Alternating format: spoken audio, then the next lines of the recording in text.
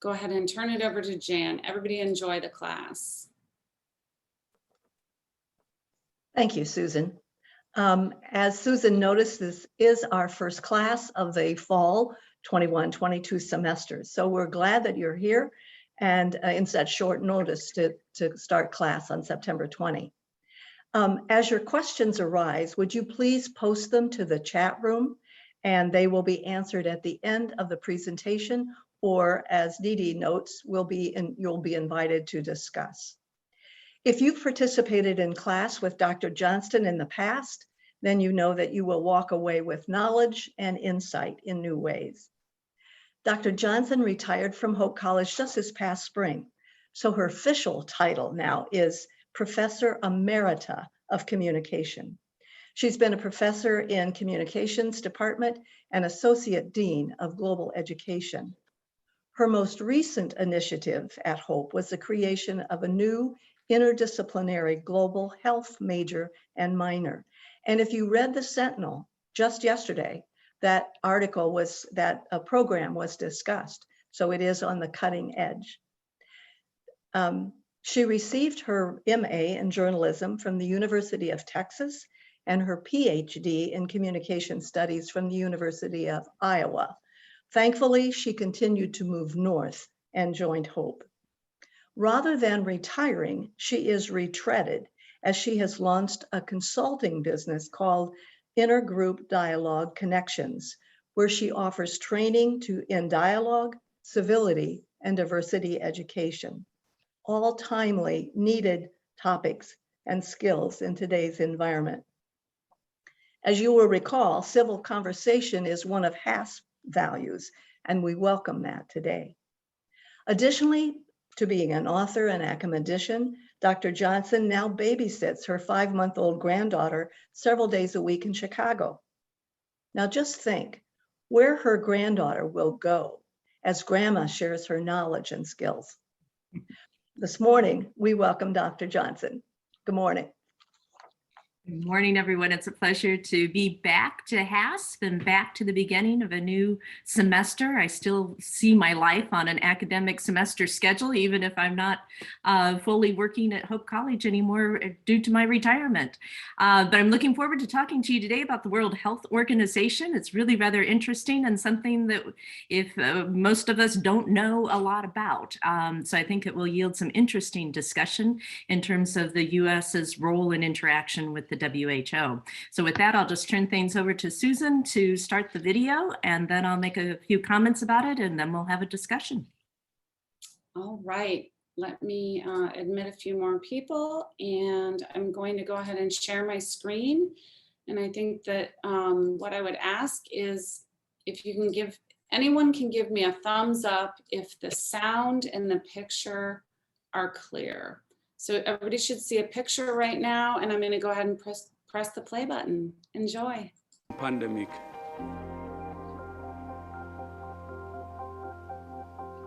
This is a critical moment in the outbreak response. For us all, the fastest way for us to get through this is to act together. In the spring of 2020, as a microscopic but deadly virus brought the world to a grinding halt, the President of the United States fixed his ire on an unlikely target. We will be today terminating our relationship with the World Health Organization and redirecting those funds to other worldwide and deserving urgent global public health needs. The organization, once lauded for ridding the world of smallpox and bringing polio to the brink of eradication, has become a political flashpoint. Great Decisions investigates the global response to COVID-19, explores how geopolitical rivalries are spilling over into the realm of public health, and asks how the international community can prepare for the next pandemic. The World Health Organization. Next on Great Decisions.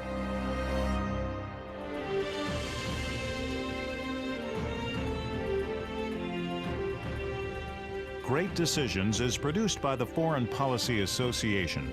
in association with Thomson Reuters.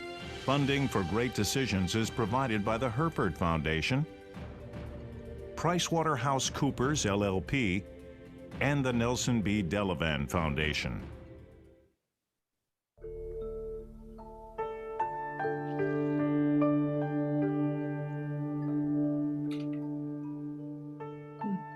In the last week of May 2020, as an anxious spring rolled into a tragic summer, the 100,000th American died from COVID-19.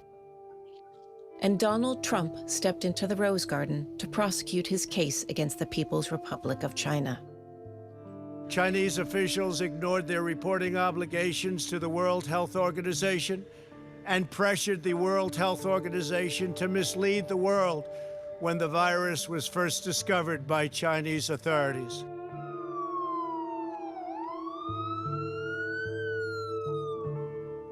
At issue were the early weeks of the outbreak.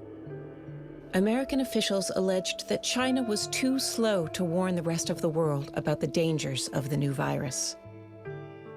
Certainly probably November and December of 2019, there was likely an outbreak happening in Wuhan that China hid from WHO and really only let WHO know on December 31st, 2019.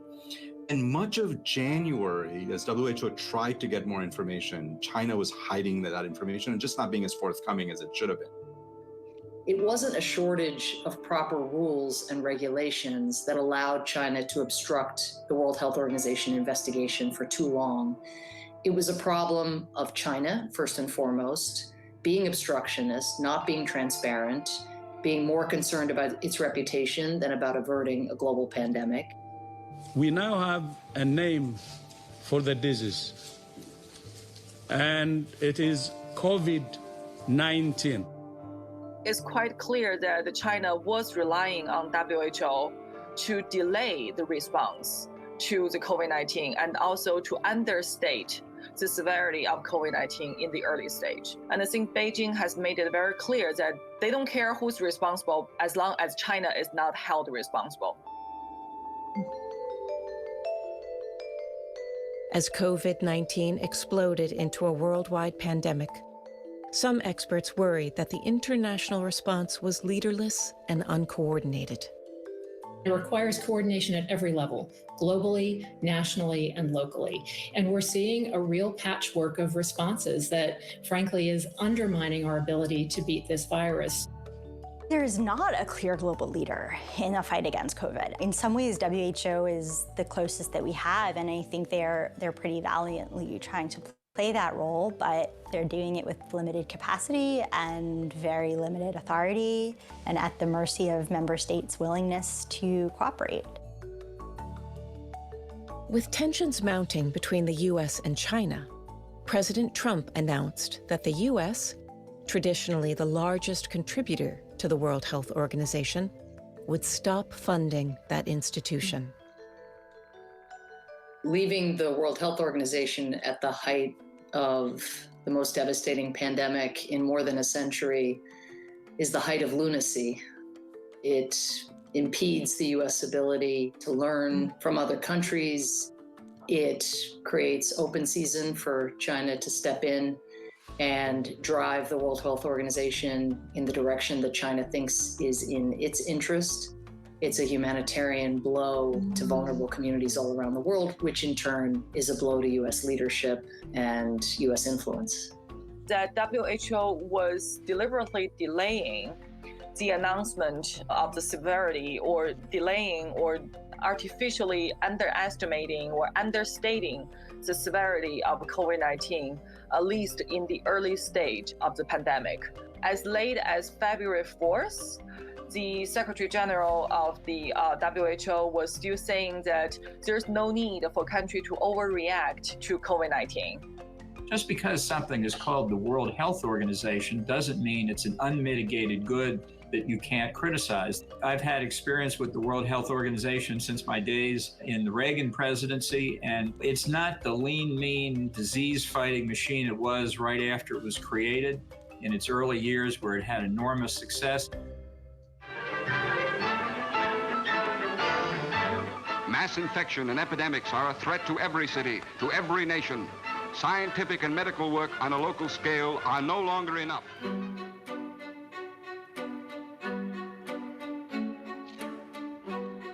When delegates from around the world convened in San Francisco in the waning days of World War II to outline a framework for global governance, they made certain that health would be part of the mandate for the new United Nations. They recognized that the fight against infectious disease depended on global coordination.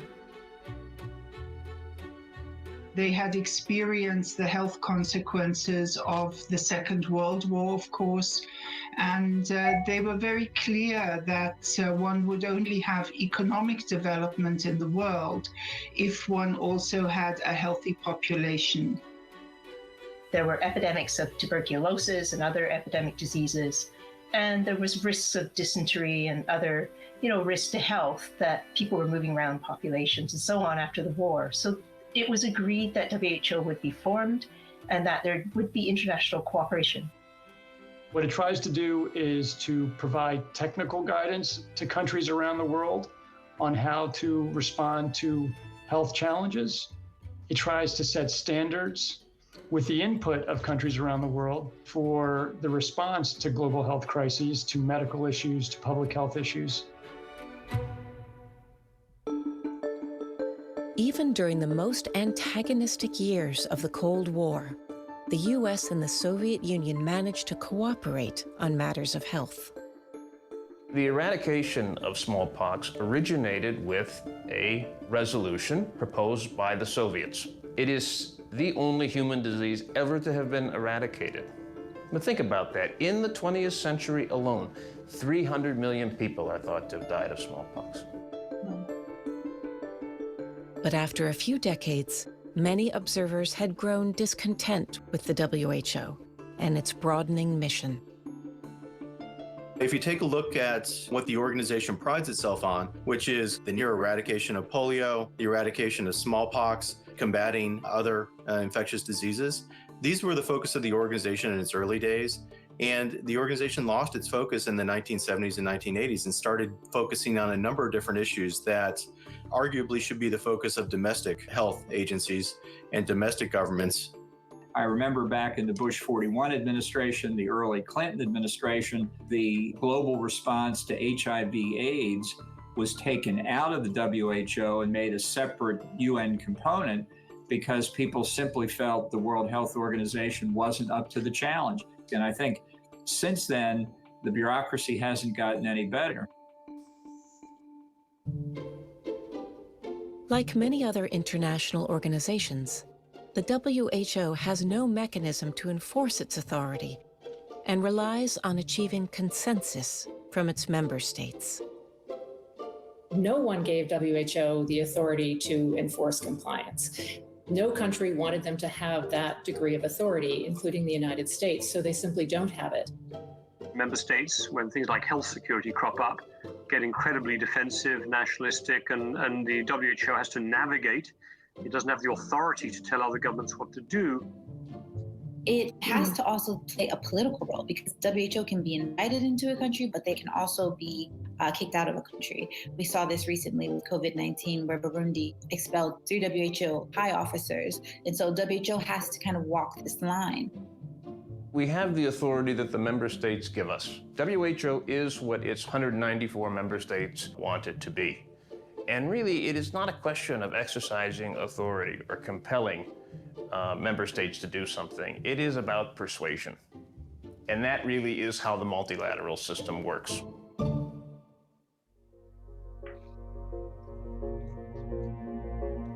In 2002, doctors in southern China began documenting an alarming outbreak. Patients infected with a new type of virus were developing a condition known as severe acute respiratory syndrome, or Sars. Faced with the threat of this contagious new virus, the WHO sprang into action. It had a very strong director general, a woman named Gro Brundtland, who was a former prime minister. And when China at that point was not being very forthcoming with data about what was happening with SARS, she took a pretty strong stance and chastised China and really pushed China to be much more forthcoming about the data that was coming out of the SARS outbreak. WHO had criticized governments in the past for not being transparent about health emergencies going on within their borders or infectious disease outbreaks, and had been heavily criticized for that. And Brundtland went ahead and did it anyway. But in the aftermath of the SARS outbreak, the WHO's member states grew concerned about how much authority the organization had appropriated. The overall reaction from member states was kind of, great job, don't do it again. The naming and shaming function, calling for trade and travel restrictions were all things that made governments uncomfortable more broadly as sort of an infringement on sovereignty. What came out of SARS was something called the International Health Regulations, sort of a set of rules of the road that WHO and all the countries were supposed to follow in the context of cross-national disease outbreaks. And part of IHR was the idea that WHO should not chastise and really stand up to the member states. As I have said before, and I can repeat, it took much too long time before we got that kind of collaboration to get the data and to know what advice to give and how to help them contain the outbreak. It took much too long time. There are no IAEA-like authorities within the International Health Regulation, and that was not an oversight. I was on the negotiating side for the United States, and it was a very deliberate decision.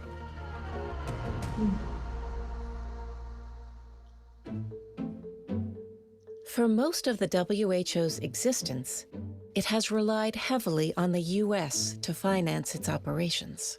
Traditionally, the United States has been the largest provider of funding to the World Health Organization, both in terms of assessed funding, which is sort of the dues to the organization, but also in terms of voluntary contributions to the organization as well. When WHO started, it was mainly these assessed contributions by member states. Right now, we actually have a balance that the assessed contribution by member states are only 20% of the WHO's budget. About 80% of its funding comes in the form of voluntary contributions from donors, mostly member state governments like the US, but also the Bill and Melinda Gates Foundation is a huge one. And that money is largely earmarked, meaning that the donors decide what they want it to be used for. Concerns about the WHO's independence have grown now that the voluntary contributions controlled by member states make up the vast majority of the organization's budget. This changed over time because wealthy countries pushed to reduce the mandatory contributions and replace them in some way with voluntary contributions. And the implications for the organization are enormous. That opens up the WHO to the highest bidder in terms of who provides funding is going to have more political influence. And that was one of the major issues thus far in the COVID response, is that they're really focused on making sure that they don't upset anybody. Within the past decade, several international commissions put forth proposals to modernize the WHO. Not one of those reforms was put into action. What is the core of the proposed reform? For member states to provide greater powers of independence for the WHO Director General and his or her Secretariat to collect data, and secondly, to issue warnings, and when data is not forthcoming, to blow the whistle internationally on why that data is not forthcoming. At present, all these reform proposals that have been put on the WHO table have been allowed to drift away by WHO member states. Now that the COVID-19 pandemic has awakened the world to the potential danger of emerging disease, experts debate whether the WHO needs broader authority to enforce its mandate. No, the World Health Organization doesn't have any kind of enforcement authority. It really shouldn't have enforcement authority. This is a situation where member states need to come together to work together to pledge to honor certain standards and certain practices. It's not ultimately just about putting some authority on paper to say the Director General can do X, Y, or Z. It's also about thinking through the steps of, why would a member state then and actually choose to comply with that. So if WHO gets the authority to be able to go into China against China's will, then it needs to have the authority to go into the United States against America's will. My sense is this is a nice idea, but countries are not ultimately going to agree to it. Certainly not the United States, not China. Some critics assert that the WHO is no longer the best organization to coordinate global health. This was a different virus. This was a house on fire. And WHO is simply not, at this time, geared to be a fireman. It was created in 1948. There were 48 member states. Now, fast forward today, we have 194 member states. Many of those states are low and middle income countries, and they require very different things from WHO. We still need the WHO no matter what. We need that official body. But the question is, do we need some complementary entity that would be able to do this inspection or audit kind of approach? Or will we end up in a situation where we have nothing because the states weren't really able to cooperate with a China that's challenging not only the United States, but the whole liberal world order and its principles? As the WHO's assessed contributions from nation-states have tailed off, some private organizations have stepped in to fill the void. Its funding is incredibly precarious. It is tremendously underfunded. It has this tremendous mandate to cover sort of all health issues all over the world, and it does that on a budget that's about the budget of a large hospital system in the US. About 10% of the overall WHO budget is now also financed by the Bill and Melinda Gates Foundation, again, mainly in focus programs. USA! USA! USA! USA! With a nationalist tide sweeping the globe, politicians are proving increasingly unwilling to tolerate interference from multilateral institutions. The WHO must figure out how to operate effectively in a difficult geopolitical environment. There is a rise of nationalism in very many places, and it does affect the WHO indirectly by making some countries less likely to contribute or be supportive of multilateral initiatives.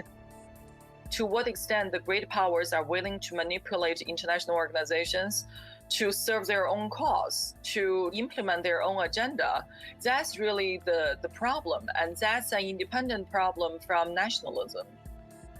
What you have now is nationalist rhetoric, but internationalist challenges. It's not a coincidence that nationalist leaders, by and large, have fared the least well in tackling the COVID pandemic, because they're trying to bring a set of tools to bear that don't take account of our connectedness. The first step, some experts say, is to evaluate whether China's influence within the WHO has grown too strong. The World Health Organization was concerned that if it was very critical of China and its lack of cooperation, lack of transparency, that could restrict further the World Health Organization's access to Wuhan and access and cooperation that the Chinese government was getting. So it was over the top in terms of its praise for China.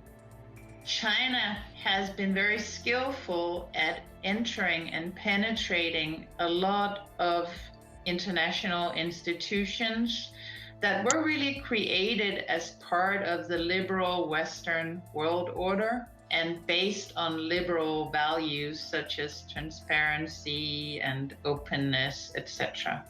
But China, when it enters these institutions, although it subscribes to them, it signs all the agreements, it doesn't respect the rules. One of the reasons WHO was subservient to China in the coronavirus pandemic was that a Chinese national had been Director General for 10 years before the current DG. And I think that's a mistake. Every member state in every international organization tries to get its way.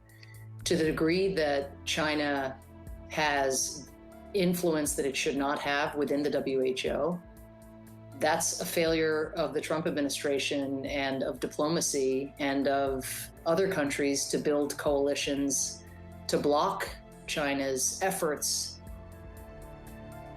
At a moment of rising tension between Beijing and Washington, the WHO has become a battleground. COVID-19 has fallen smash in the middle of a geopolitical conflict between the United States and between China. For political reasons, the United States has held back and has not joined many of these attempts to create a truly global approach. One of the big worries I had was that if one of the big countries does badly domestically, if COVID really hits them badly, then the big danger is they will then externalize that into geopolitics. And the Trump administration decided the WHO was a good way of critiquing and harming China. The challenge currently facing American policymakers is to determine how the U.S. can play a leadership role in the field of health.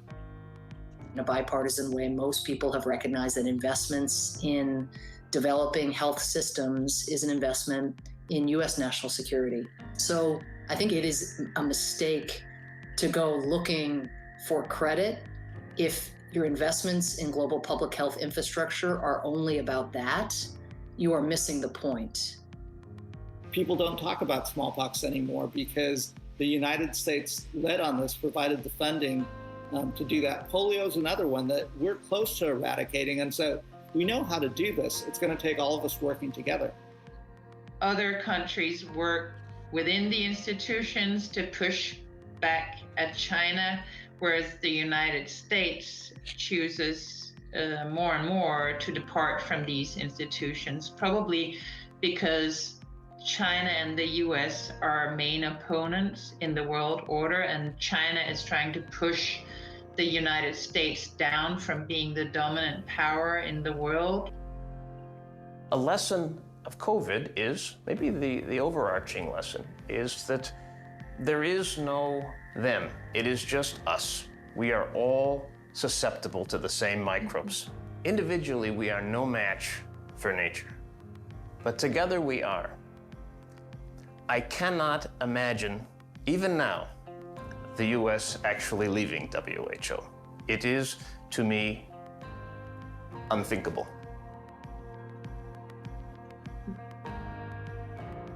Going forward, the most crucial question will be what lessons the international community can learn from the COVID-19 pandemic to make sure it responds more effectively to the next emerging disease. Back in 1948, the WHO's constitution boldly proclaimed that the achievement of any state in the promotion and protection of health is of value to all. But today, the stakes for the global community are even higher. In our interconnected world, the failure of any state is a danger to all.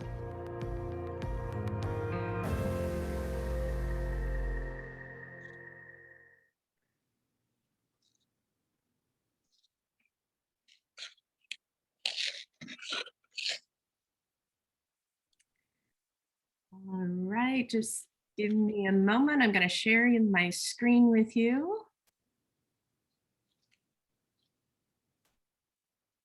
I'm fully caffeinated now. I hope you are too.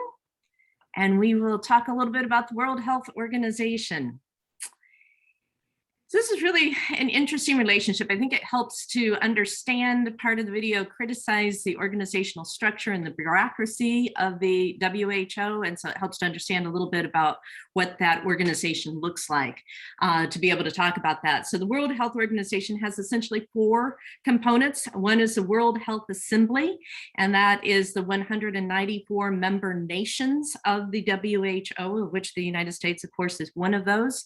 And each nation has one representative to that assembly.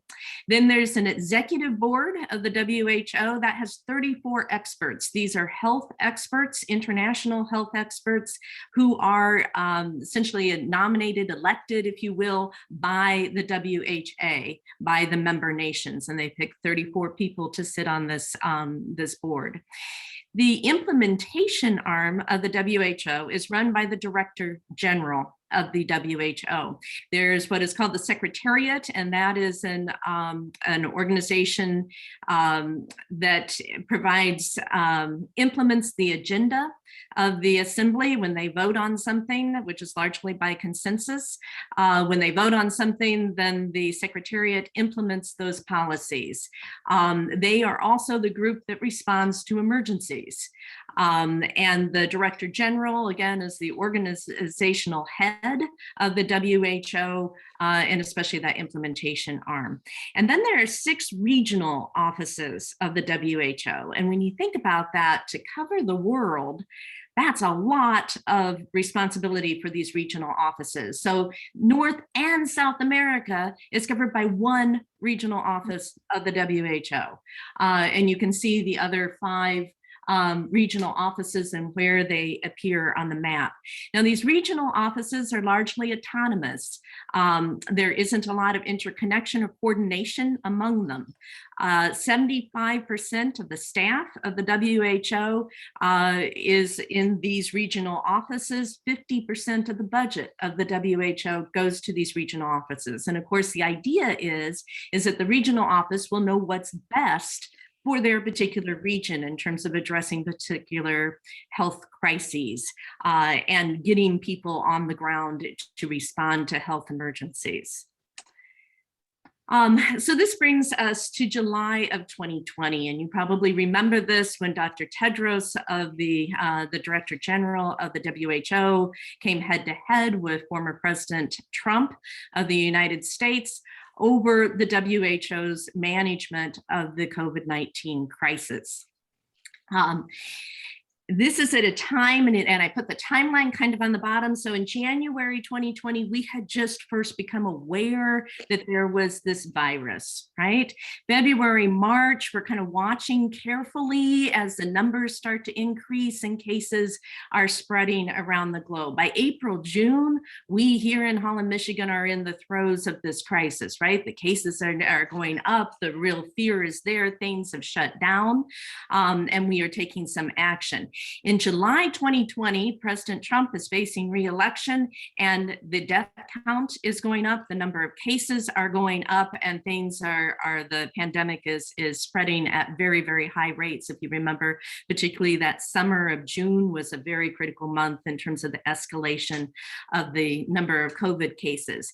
And so President Trump sends a letter to the WHO and says that he is stopping the US funding the World Health Organization, and this again is about 6 months into an international crisis and pandemic. And the argument is that the World Health Organization, there were 3 points in that letter, is China-centric, that they are helping China cover up the pandemic, and that they were inept in warning the world about this pandemic, so this lack of warning. So I want to address these 3 criticisms of Trump that occurred in July 2020 and just unpack those a little bit in terms of what we can see. So if you look at, and this is really kind of amazing when you look at it, 30 days, this is just 30 days, the first 30 days of this pandemic. So in December of 2019, December 31st, the WHO first received unofficial reports from China that there was a pneumonia-like virus in one region of China. December 31st, before that happened. And we're going to look at the next 30 days.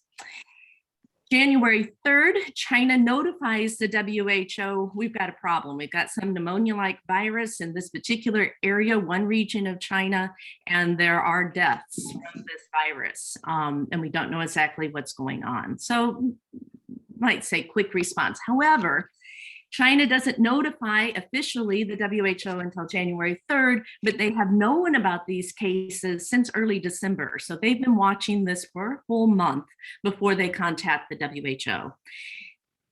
Granted, and I'm trying to present kind of both sides here, from the China perspective, they're also probably grappling with, we don't know what this is. Is this something to be alarmed about or is it not? We're not exactly sure how it's transmitted. We're not sure what's going on here yet. So it was already the 9th of January before COVID was identified. So the virus is identified. On the 10th, not surprisingly, now that we've identified it, we can identify the first official case, reported case of COVID, because now we have something that we're going to call it, and we can identify it, and we can prove that it's not just some other kind of pneumonia, but it is indeed something unique. 2 days later, China shares the genome, the DNA for this virus to the WHO worldwide so that people can begin researching this. So that's really an important step. On the other hand, China has known and has identified this genome for several weeks before they release it to the WHO. So it could have happened earlier, but still we're following a timeline of just a few days between a week and a half from the time that they notified the WHO that we even have a problem here.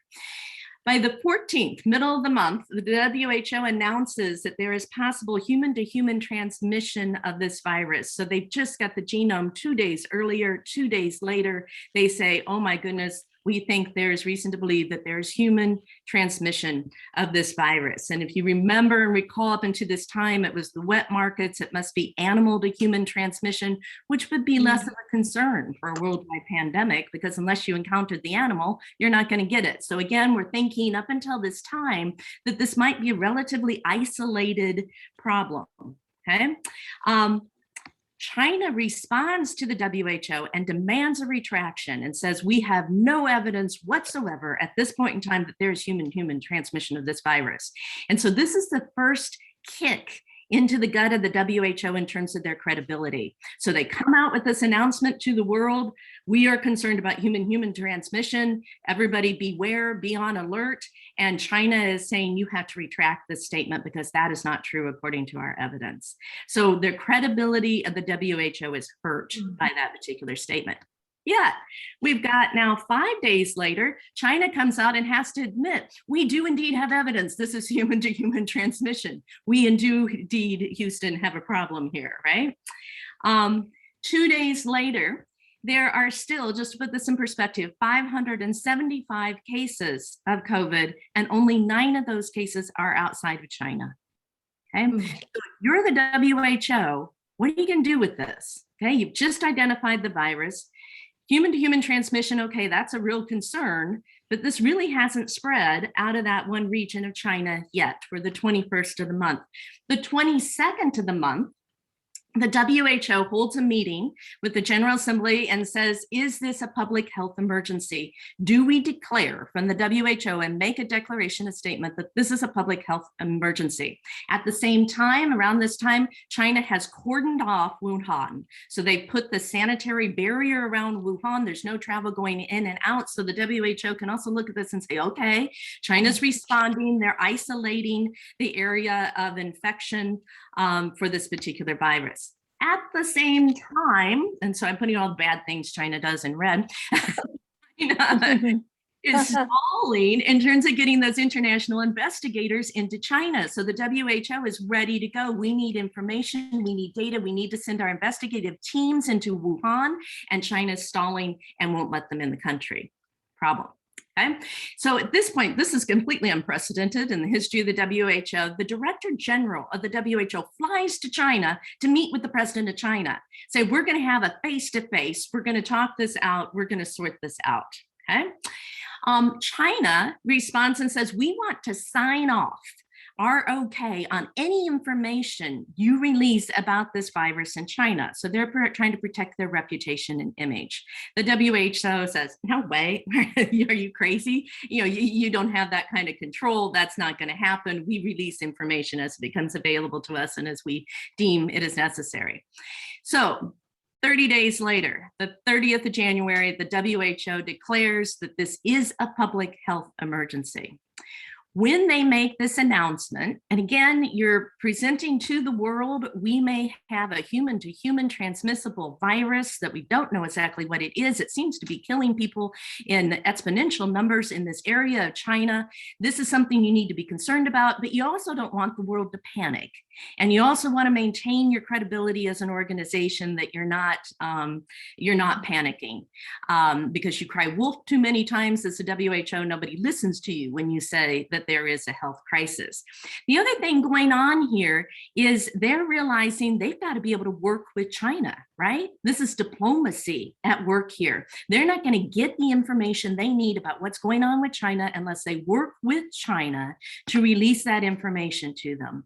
And so they make a statement and say, China's doing a great job here. They've cordoned off Wuhan where this virus is, and we are so pleased with what they are doing in order to contain this virus. Okay, this would come back to haunt the WHO because they have said something positive about China. But from a diplomatic point of view, it's exactly what you would want to do, is to articulate publicly to the world, here, China, is our expectation of you that you're going to be cooperative with us and you're going to be cooperative with the rest of the world. And you split that expectation out there. That's diplomacy, that's diplomatic communication, that's persuasion, that's strategy. But it came back to haunt the WHO, because then Trump would say, well, you're China-centric and you're protecting China and you're commending China and you're a friend of China and you're not a friend of us. And again, recognize that the WHO has responded by declaring a public health emergency when there are at this time only 83 cases of COVID outside of China, and there have been no deaths outside of China. So when I look at this timeline, and you've got a bureaucratic, international, cumbersome organization trying to respond when there is little information and limited information about what we know, I think it's really easy in retrospect to condemn the WHO and say, you didn't warn us soon enough. I say 30 days. You know, there are things that could have gone better, but it's easy, again, to be critical in retrospect. There are things China could have released more willingly. They could have got investigators in there sooner. But is that how nations play this game? You bet it is. In terms of what would the United States do? We would do things to protect our reputation. We would do things to restrict international access and investigative teams into an area that we thought that was a health security risk in the United States. So I think some of their response is understandable. So what should the WHO have done? Two things, I think, that limit the WHO's ability to respond in this crisis. One is money and one is power. So let's look at those two things. The money is an interesting one. So I can remember in July 2020, when I heard that Trump had cut off funding to the WHO, I'm thinking, oh my gosh, the United States is one of the biggest contributors to the WHO. How can this happen in the middle of a pandemic? What on earth are we thinking? What are we doing? When you look at, granted, to the WHO, it hurt because we're a big portion of their funding. We contribute more than other nations, just as Trump said. He's absolutely right. But when you look at what we contribute, oh my gosh, it's a drop in the bucket of the money of the United States. $116 million is what we give to the WHO. That's nothing. That is 2.5 Major League Baseball players, right? Put that in perspective. That is the sales of one of our prosperous local companies in Holland, Michigan. Their annual sales are over $116 million. So this is not a big, a big part of the United States budget by any means. The overall budget of the WHO is $2.4 billion. And again, it's kind of hard to wrap our head around these big numbers. That is the budget of a large US hospital, a Spectrum Health. It is 25% of the funding of the CDC, the Center for Disease Control in the United States, that only has to be concerned about the United States, not the entire world. So we're talking about really small budget here, and we're talking about the US contribution to that in terms of US resources is minuscule, okay? 80% of the contributions to that 2.4 billion that fund the WHO are voluntary contributions. Only 20% come from assessments of the member nations. That 20% that comes from assessments, the assessment per member nation has been frozen for 20 years. It is not increased. 65% of the money that funds the WHO comes from 15 donors, including the Bill and Melinda Gates Foundation. 15 donors. 15% of the funding, so it's a significant hit in the middle of a pandemic when you do pull that, comes from the United States. Okay? But what this means is the World Health Organization is asked to do an awful lot with very limited resources. And because 80% of their funding is voluntary, you know, if you've worked for an organization that is run by grant money, it's difficult to make long-term plans or long-term initiatives or programs because you don't know where your next money is coming from. It's dependent upon these individual donors. It also means that if somebody wants to fund malaria research, like Bill and Melinda Gates did, that money gets earmarked for malaria and it can't be used to combat Ebola. So you've got, you know, these tags and these restrictions on the money that you are given, and that limits your capability to respond in a crisis and an emergency and to have ready cash to do so. And then the World Health Organization is dependent when there is an emergency like COVID to do fundraising. So at the time when we need the organization to be focused on the health issues that we're all facing in the midst of this pandemic, they've got to be holding bake sales. Okay, so I put Tedros' little face there on my Photoshop of the bake sale. They might as well be funding a bake sale. So in February of 2020, just as this pandemic is rolling up and we realize that we might have a worldwide problem here on our hands, the WHO says we need $675 million to fund the information campaign, COVID research, getting information, sharing information internationally until April. As of March, they have raised $1.2 million of that $675 million that they needed.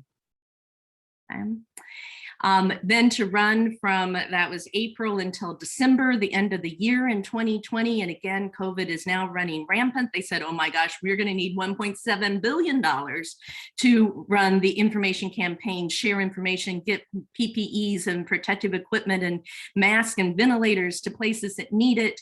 And as of mid-August, they had only raised 52% of that. So you can see that, think about how much energy of your organization is going to scramble to try to get money in the middle of a pandemic, not the way things should be running. So they're hampered by money. Then there are power constraints. So Hoffman and Roentgen write about how the WHO's power is they can analyze a health situation, but they can't audit it. They can't go in and get the actual data from a member nation. They can advise a member nation on what to do, cordon off Wuhan, but they can't direct, so they don't have any enforcement power. They can participate, but they can't interfere. They can guide, but they can't govern. They can lead, but they can't advocate for a particular position. They can evaluate, but they can't judge a member nation's responses. So again, you're handcuffing the organization in terms of what they're really able to do. So this also helps to look at, when we look at the WHO's responses to COVID, it helps to understand their responses to SARS. And this was mentioned in the video. So this is 2003. It was a different director general of the WHO. And man, she came down on China.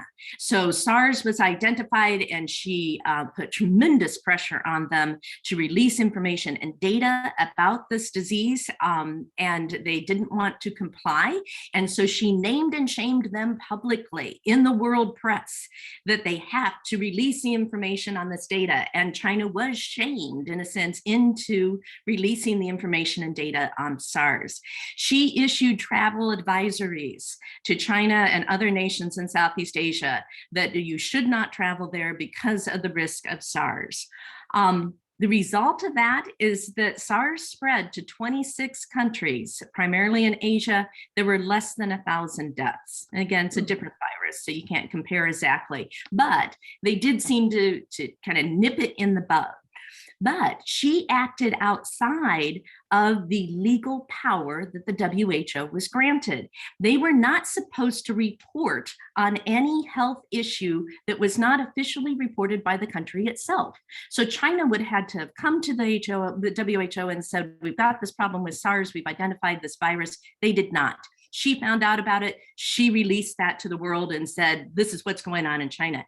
Legally, the WHO, by their bylaws, could only report from official government released reports, so that relies on a member nation to be honest, on cholera, plague, and yellow fever. That doesn't address the kind of viruses that we're dealing with in the 21st century. They're not even covered in their bylaws.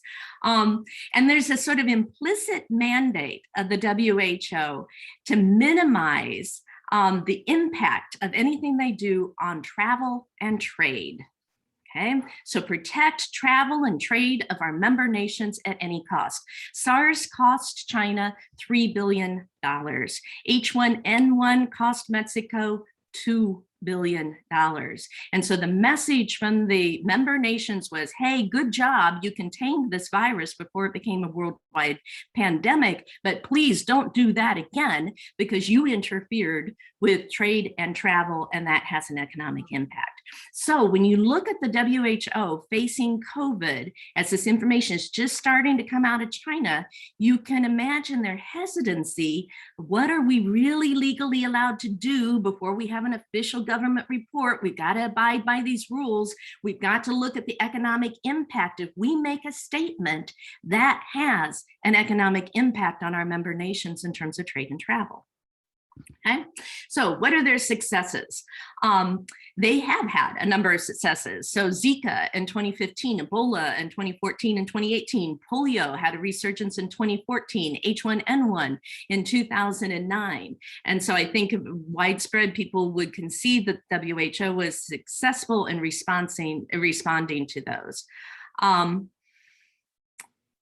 COVID, also some successes. So the data reporting, we have data of countries, member nations all over the world in their number of COVID cases and infections and deaths.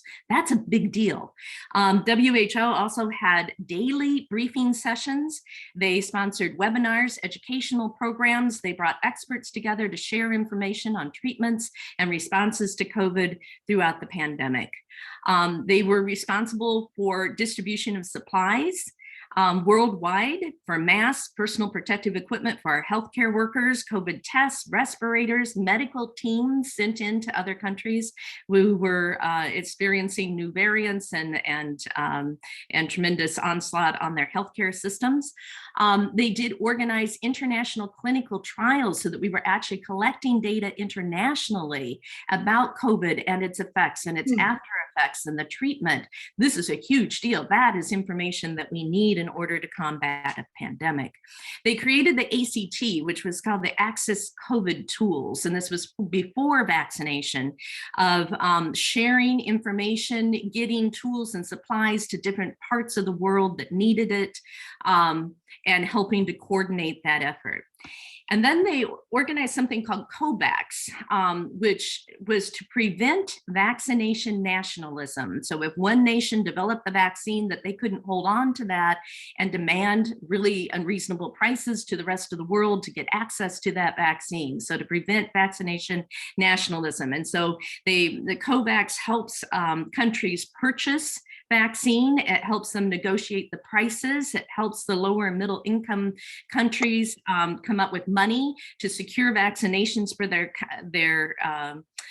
country. It also prevented, so at the time when all of these vaccinations were in development, before we knew which one was going to work, that as a little country someplace, I didn't have to gamble and put all my money and investment in one company, hoping that they were the winners in the vaccine lottery and actually develop the vaccine that worked. So by pooling all these resources, I wasn't dependent upon supporting the research for only one vaccine, and then I was left out in the cold with my country because I couldn't access the vaccine vaccine because I'd invested in the wrong company.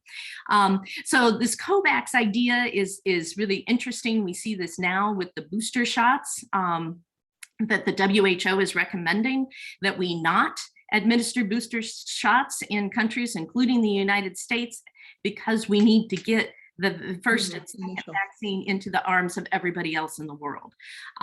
Interesting with these COVAX agreements, the United Kingdom, it's so nice to see the United Kingdom in trouble and not us for a change. The United Kingdom violated this agreement and they purchased 5 times as many vaccines as their population, just to make sure that they were covered, thereby acquiring resources that could have been used in other countries like Latin America, who is struggling to get vaccines. Okay, so where are we? Here we are. 7 to 13 million deaths from COVID. 16 trillion, this is a recent article that just came out, is the estimated cost to the United States of America so far for COVID-related expenses. And that's about 90% of our annual GDP, our gross domestic product. They're estimating that COVID will cost the world an additional $3.4 trillion per year because of deaths, loss of productivity, healthcare, long-term COVID effects. Okay. And this part is interesting when you look at the economics. The cost to vaccinate the 80% of the world that is not yet fully vaccinated would cost about $50 to $7 billion. When you look at that number alone, you think, wow, that's a pretty big price tag.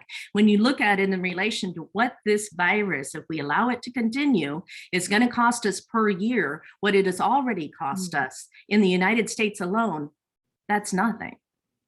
That's nothing. And it's, again, the humanitarian issue is the most important in terms of saving lives, but sometimes people respond more to the economics of it and the economic argument of why we should be concerned about vaccination of the world.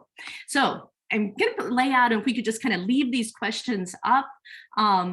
Some questions, I'll go through these 5 kind of areas, and then we can talk about what you want to talk about. We don't have to talk about these in order.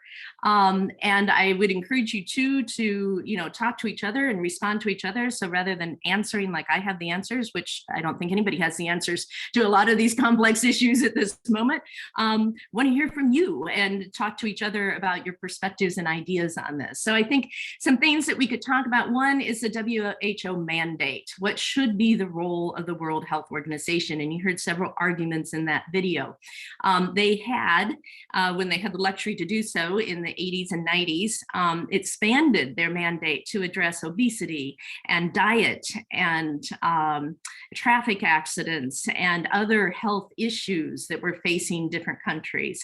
Should they only be concerned with infectious disease? How should they be more empowered to address prevention instead of just relying on responding once we're already in a crisis? So what can we do to build that structure and mandate for prevention? Second question is about the structure of the WHO. And again, this results to power and money. How much power and authority should they have over sovereign nations to comply with their mandates, and how should it be funded? An interesting question, I think, too, is the WHO and ethics. What are the ethics of global vaccine equity? The WHO is most recently pushing countries to defer boosters until the rest of the world is vaccinated. What is it's the United States, a very wealthy nation. What is our responsibility to the rest of the world there?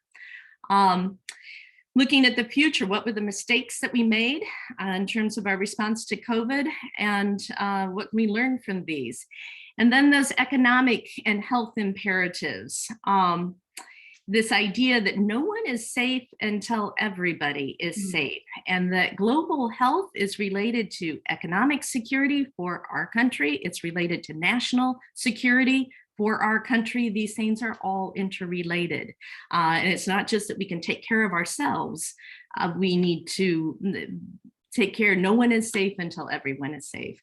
And to what extent do you agree that global health is an economic imperative and that we should invest in global vaccinations and healthcare and lift everyone up globally in terms of well-being and health and that is also an economic imperative for the success of the United States. So those are a lot of questions. So if we can kind of leave those up and people can refer to them or generate your own questions, let's talk about this a little bit. I have a question. Yes. Let's assume that there's enough vaccine around the world to inoculate every man, woman, and child. How do you deal with the fact of the numbers that choose not to be vaccinated? How do you handle that? That is the question, isn't it? And certainly we can look at that on the smaller scale of the United States right now. We have the vaccine to vaccinate everyone. And what do we do when people refuse the vaccine? And the evidence suggests, and we can see this with the areas that are experiencing large surges right now, it's largely in areas where there's a large part of the population that's unvaccinated. So I think the virus continues to bloom, and we're going to have these surges, and we're going to have outbreaks, and we're going to have variants as long as we have a significant portion of our population or the world population that is unvaccinated. WHO certainly doesn't have the power, the mandate, the authority to mandate the vaccine for everywhere in the world. So I think your only option is education.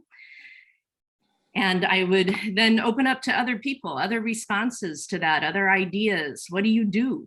And can I follow up just with that for a second? Mm-hmm. How would one feel if a hospital is full, all the beds are fully occupied, and that is the case in some parts of our country, I know, where they're filling up again and they have no spaces and they're routing people away or turning them away? Ethically, how could you ever consider a situation where beds are occupied by people unvaccinated by choice, taking space from people who have been vaccinated, may have other needs? Mm-hmm. Can you move those unvaccinated people away out of those beds because they chose not to be vaccinated? Yeah. Tough question, I know. It's a tough question. I hear you, Jim. My personal opinion is, I think, pretty much aligned with yours. But what are other responses? What are other perspectives on that?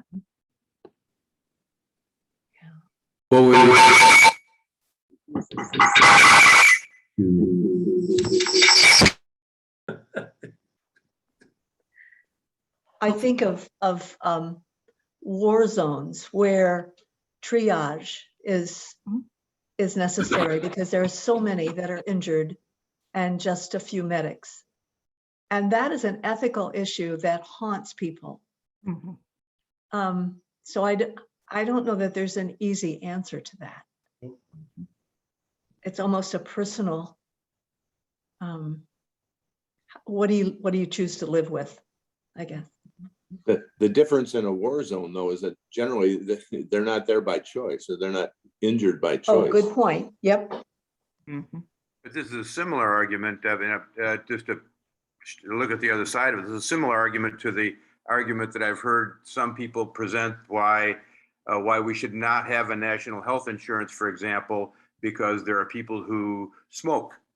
There are people who are way overweight. There are people, and these people are making choices supposedly that maybe should rule them out of the same kind of healthcare that others get. It is a really slippery ethical situation, and the sense to me would be if we perceive that we are in a situation like a MASH medical situation in war, where you have 3 surgeons and you have 25 people who need surgery right now. I don't know that we're exactly at that situation, but my wife and I are considering not traveling because we'd be traveling into an area where the hospitals are really full of COVID-related problems. Two thoughts that I don't have the answers to. Number one, triage involves deciding as I understand it, who has the greatest chance of survival versus the group who has almost no chance of survival versus the group in the middle. That has nothing to do with why they're sick, because of choices they made themselves. Mm. I don't know what the medical professionals that are listening right now might have something to say about that. The other thing is the impact of the Hippocratic Oath and what medical professionals must do regardless of a person's individual circumstances or responsibility for their illness. And again, I don't know what the correct answer for that is. If you look at our current medical system, it's designed to treat the wealthy first. You know, you know, the reality is that Medicaid patients and others who aren't able to pay for their care get second-class treatment. And, you know, of course, that has racial as well as other implications. I've got another question. How has Biden's response to WHO in regard to what Trump did? Biden responded immediately in January when he took office, and it was one of the first things he did, and said that we will be full members of the WHO, and we will reinstate the funding to the WHO. And so again, it was at the top of his priority list within the first day of taking office. Under the Trump withdrawal, Trump said that we would withdraw entirely from our membership in the WHO by July of 2020, and Biden put a stop to that. So that has been his response, something I think that he saw as a top priority.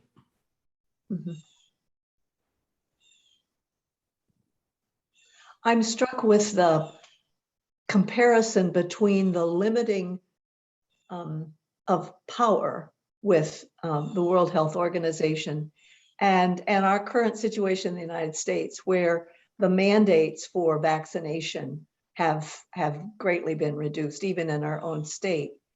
And that balance between giving an organization power in the time of crisis to step forward, as compared to just, you know, in the regular time, no, that shouldn't be your mandate or your jurisdiction. That's a fine line that I think we're facing individually and nationally and now globally. And yet, when you think about the amount of people who have been affected by this virus and how much we now know and the vaccines that are available, it's a continuous dilemma between power and economics.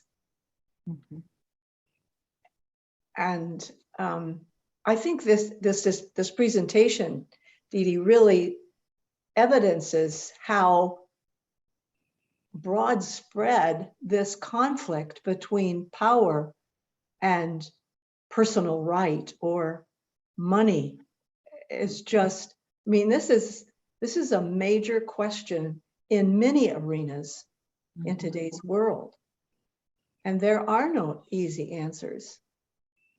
But wow, we really need to wrestle with this. Makes me think too, Jan, of the other things that we do mandate. I mean, we have mandated vaccines for every student attending public school for generations. We mandate seatbelts when you get into the front seat of your car. We mandate all sorts of things for health reasons, but because this has become politicized, yeah, I think we forget about what we do in the name of public health. And I was thinking of vaccines when I was a child. You know, we all got the polio shots and stuff when we were in school and lined up. I don't even know that parents were notified when that happened in the public school. I think we were just shepherded into the gymnasium and we got our shots, right? Right. So it's interesting that this politicalization of this particular mandate, when again, we abide by all sorts of mandates, speed limits, our mandates on our personal freedom. And we do that for the sake of public health and for the sake of other people and for the well-being of our community.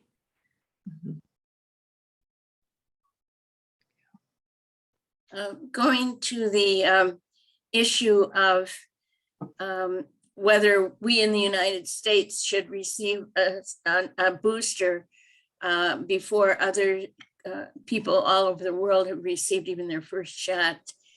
To me, I personally want very badly to have that booster. But if you told me that, okay, and here is your booster, and I'm going to give it to a person in Haiti or a person in Africa who has this chance, I would say, okay, I would do that. But when you look at what are the logistics of vaccinating the entire population of the world, and who had unlimited resources even to do that monumental job, how is it even going to get done?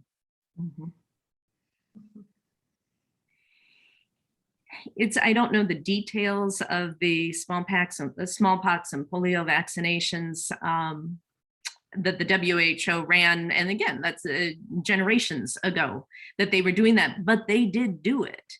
They did go to the far corners of the globe and they did vaccinate and they did eradicate, for the most part, both of those diseases. Then I think there's kind of a partial false truth and a partial false untruth about the concept that this is a limited resource, that if I don't get a booster, I have to go without a booster for somebody in Haiti to get it. There's truth to that in some time sense, but we actually have the option of releasing the production of these vaccines from patent, so that other labs around the world could have the ramp up the capacity to make the vaccines. They could still be owned, or the knowledge could be owned, although it's really a complicated issue, I know, because there are all kinds of side and other future possibilities that come out of this research. But if we were to make this a world resource, then other labs could produce the vaccines, and the capacity to deliver them to the world could really be cranked up. That's another one of these economic cases with the pandemic. As somebody who trusts science but does not know that much about making a vaccine, I know there must be a time limit, because they were having to pack vaccine shipments in dry ice and get them where they needed to go. It seems to me that if there is an expiration date on vaccines, that as they get within, say, 30 days of expiring, and I don't know what that would be really, that those doses could be used as the boosters, because there would be no way to get a vaccine almost ready to expire into the arms of people in countries far away from where I live here in Michigan.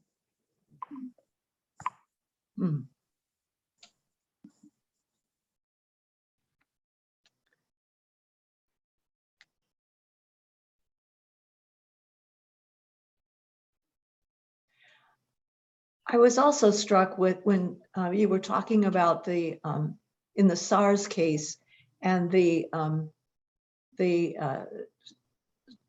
person in charge of WHO she took her power and pushed it. Were there repercussions from that? Did she get kicked out, or did people finally say, oh, okay, it's okay now? How did that end? I don't know the specifics of that. So that's Brundtland, and she did her time as Director General ended about 2003, 2004 when SARS was managed. So it was about at that time. So it may have been that she was pushed out because of that, but I don't know the internal politics and that was the case. Time-wise, it coincides. And certainly there was a review of the WHO power by the member organizations at that time and a review of their bylaws. And she was criticized for stepping outside of those bylaws. And she said it was a humanitarian crisis. So of course I stepped out of those bylaws. So it was interesting. And then it was 2 years later, 2005, she's already out of that position and they start that international health regulations document where they start to look at and revisit what is the power of the WHO, what can and they cannot do, but they really didn't result from that document in endorsing greater power for the WHO to enforce anything. And that's why we ended up where we did when COVID hit. Yeah. And another question regarding all these different countries has been very interesting. Is there a site that we can access to find out the incidents and trends and deaths in other countries, each of the countries or regions, in case looking for travel or whatever? The New York Times runs a wonderful index that they update daily. So you can look at the United States, you can look at vaccination rate, you can look at cases, number of cases, number of hospitalizations, number of deaths. You can zone in on a particular county. You can be notified every day of what Ottawa County, what is happening in our own county, if this is increase or decrease in vaccinations, hospitalizations, and deaths. And then you can look internationally, and they also report it for every country of the world. The other thing you can look at for travel is the State Department's travel advisories, and which are very interesting right now. So we have there 4 levels to the travel advisory. In the past, it's usually been around terrorist activity, where they would deem a country was too dangerous and would not recommend travel. So level 3 seldom went to level 4 unless there was a full-out war going on, and you probably shouldn't land yourself in the middle of it. But it's interesting right now in terms of the United States response. So the UK is on the do not travel highest level advisory for US citizens. Do not travel to the United States level 4, which results in the cancellation of my trip where I was supposed to leave tomorrow. So I can't go to the UK. But France, Germany, also very high travel wordings. Interestingly, Copenhagen and Denmark has declared that the pandemic is over, and they removed their masks and they removed all their mandates and social distancing restrictions and took to the streets and celebrated about a week ago because they had 0 cases in the country. However, you have when they get travelers. So how long is that going to last? But Right. I thought that was audacious to declare the pandemic over in Denmark. Wow. So Denmark. So you'd get that, you have there's a site from each State Department that we would be able to access for that. You go to the US State Department travel advisories. If you just Google that, and it'll pull it up for every country in the world. And Great, thank you. Look at that. And then the New York Times is the one that does the daily. They'll even put you on a notification, so it comes to my email every day. Here's the report for the United States and for Ottawa County today. Thank you. Dr. Johnston, somebody has put something in the chat that I wanted to read. They comment, so the first 22 days in January, China lets anyone in Wuhan travel during the Lunar New Year, and the virus spreads to Italy and Europe and the rest of the world. One has to assume China knew that they were spreading the virus. They shut down the Chinese countryside to stop the virus because an authoritarian state can do this. The rest of the world can't operate this way. And then China uses their economic weight to supply the world during the pandemic. So it's a little bit of a commentary to, but there was a question, China knows what they're doing, question mark, the rest of the world is blindsided. Can you comment on that? Yeah, it's a very good point. And the Lunar New Year travel, we know, spread the virus. On the one hand, we know so much more now about COVID and its transmission than anybody did in December, January of 2019, 2020. So how much did China realize about the human-to-human transmission and the risk of the virus? You could say, yeah, they knew, maybe they didn't know. You know, we know a lot more now, so it's a lot easier in retrospect. But yes, it was clearly an irresponsible decision on the part of the state to allow that travel when they knew they had a virus that was running rampant, even in one region of the country. So yeah, they made huge mistakes. They were reluctant to share information when it was needed. On the other hand, I think too, I mean, you can point a lot of fingers, and I think it's perfectly justified to point some fingers at China, but I think you can also point fingers at the rest of the world, because as of January 30th, we did come out with a declared public health emergency. And how long did it take all the rest of us to do anything? We just watched the news. We didn't institute, serious travel restrictions and things immediately, like might have saved a lot of lives had we done so. But again, you don't want to be panicked in an emergency. You don't want to overreact. We didn't really know what we were dealing with. But had we responded as of January 30th with some real mandates and regulations, we might have prevented a lot. So yes, I think you're absolutely justified in pointing some fingers at China, but probably at all the rest of us too. We talk a lot about teachable moments. I think the whole approach to great decisions, and this presentation in particular, talks a lot about teachable moments for countries, and maybe even as much as teachable moments for each of us as citizens. But as many of us are former educators and think about what's going on in the educational system, maybe not just college level, but K through 12 as well as college level, what are the teachable moments? And again, that everyone can agree on, that you have an interdisciplinary approach to problem solving, global problem solving, without politicizing it, which gets in the way of the discussion levels you can have in K through 12, as well as at certain educational institutions at the collegiate level. Mm-hmm. So many good points there, Ben. And I can't help but see the parallels with climate change, that if we did not coordinate ourselves and collaborate around this pandemic in ways that could have prevented a lot of death worldwide, this also, maybe we could learn from this in terms of climate change, of ways that we need to coordinate and collaborate together, because it's not a problem that we can solve individually or regionally or nationally, but it has to be international cooperation in order to make changes in our lifestyles and our country's policies that are going to make a difference here. Mm-hmm. So yes, education, as you say, plays a tremendous role in that.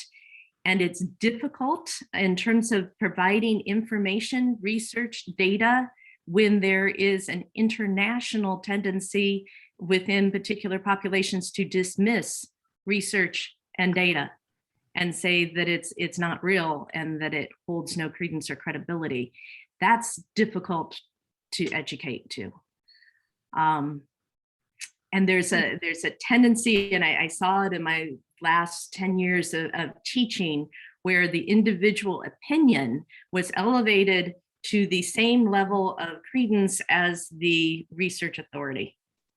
Mm-hmm. Well, I believe that Well, you might believe in unicorns, but I tell you, there's no scientific data that the unicorn exists today. But I believe in unicorns and I have a right to believe in unicorns. Well, I guess you do have a right to believe in unicorns, but that's not the same equivalent of what we know from biological data about the existence of unicorns right now. So it's a very difficult conundrum. And I think it goes back to one of the first questions of what do you do with people who are choosing not to be vaccinated? In terms of a global distribution of the vaccine. What do you do with that? So, yeah, Well, sorry. maybe I'm naive in terms of what I remember years and years ago. Maybe I've just gotten smarter in some ways in more recent years, especially now. But I mean, you can't even have the leadership agree on a pathway. How can you if you can't agree on lessons learned, you can't agree on a pathway forward to keep on repeating these same things again and again. Yes. Yes. Yeah.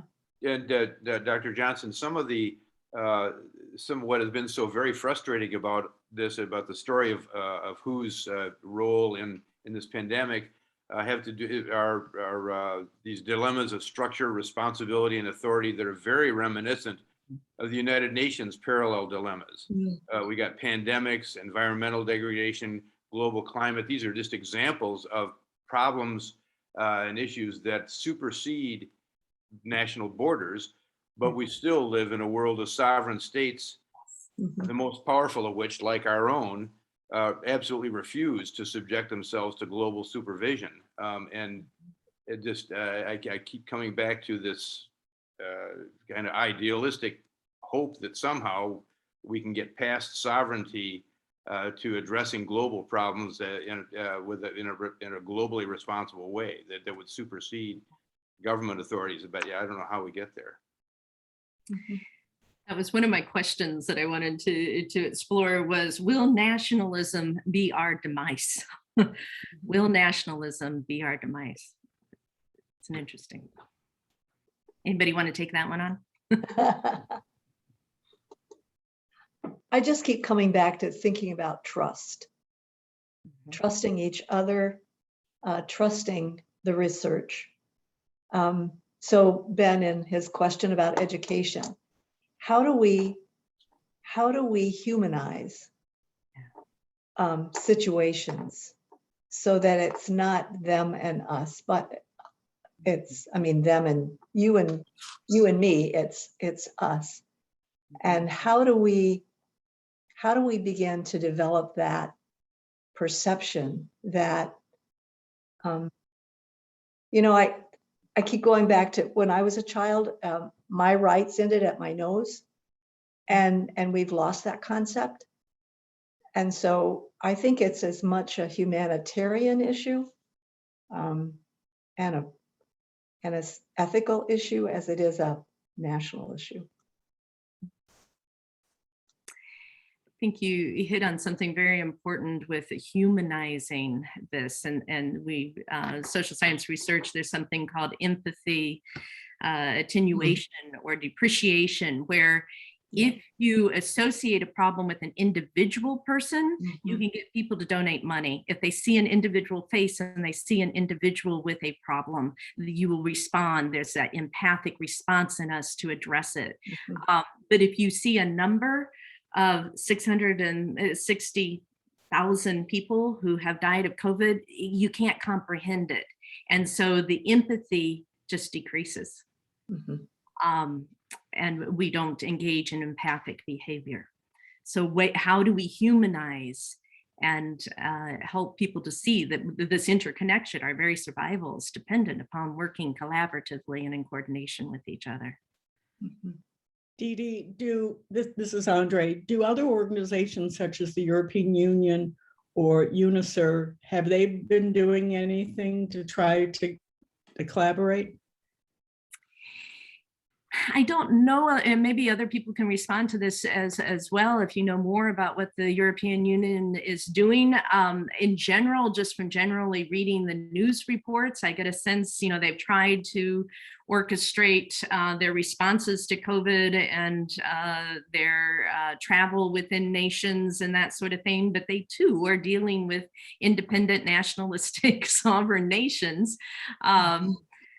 That has brought some challenges. So one nation opens its borders and another one closes it. So I don't know the details of the EU response. Does anybody else can speak to that?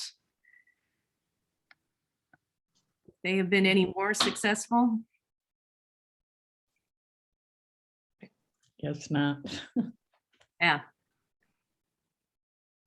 I would say, from my limited understanding, that they struggle with the coordination as well. But yeah, here you have Copenhagen declaring it over and the UK in the throes of a really difficult surge. So.